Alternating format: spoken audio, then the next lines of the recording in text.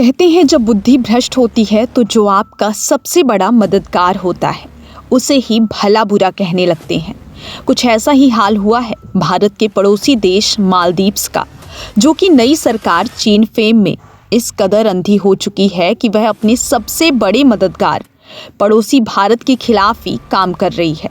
लेकिन प्रधानमंत्री नरेंद्र मोदी ने मालदीव्स का इलाज कर दिया है। मालदीव सरकार ने प्रधानमंत्री मोदी के खिलाफ आपत्तिजनक टिप्पणी करने वाले तीनों ही मंत्रियों को सस्पेंड कर दिया है और तीनों ही युवा मंत्रालय के डिप्टी मंत्री थे।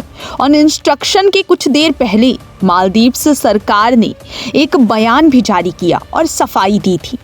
यहाँ पर आपको बता दें, मालशा शरीफ उप मंत्री युवा मंत्रालय, मरियम शिवना उप मंत्री युवा मंत्रालय, अब्दुल्ला महजूम माजिद उप मंत्री युवा मंत्रालय, यह है मालदीव्स की मौजूदा सरकार के 3 मंत्री जिनके पीएम मोदी के लक्षद्वीप दौरे को लेकर किए गए आपत्तिजनक पोस्ट पर जबरदस्त बवाल मचा था। तीनों मंत्रियों की आपत्तिजनक पोस्ट को लेकर भारतीय उच्चायुक्त की तरफ से कड़ी प्रतिक्रिया जताई गई थी।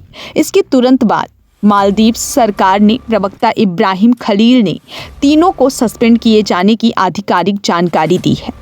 मालदीव सरकार ने यह भी जानकारी दी कि मंत्रियों की टिप्पणी निजी विचार है और इसका सरकार से कोई लेना देना नहीं है। मालदीव के मंत्रियों की पोस्ट को लेकर उनके देश में भी विरोध के सुरूर उठ रहे थे। मालदीव्स के पूर्व राष्ट्रपति इब्राहिम मोहम्मद शोले ने भी तीनों मंत्रियों के पोस्ट पर ऐतराज जताया है।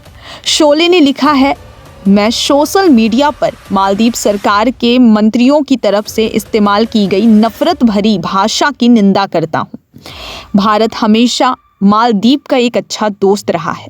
इस पूरे विवाद को मौजूदा मोइजू सरकार के चीन को लेकर झुकाव से जोड़कर देखा जा रहा है।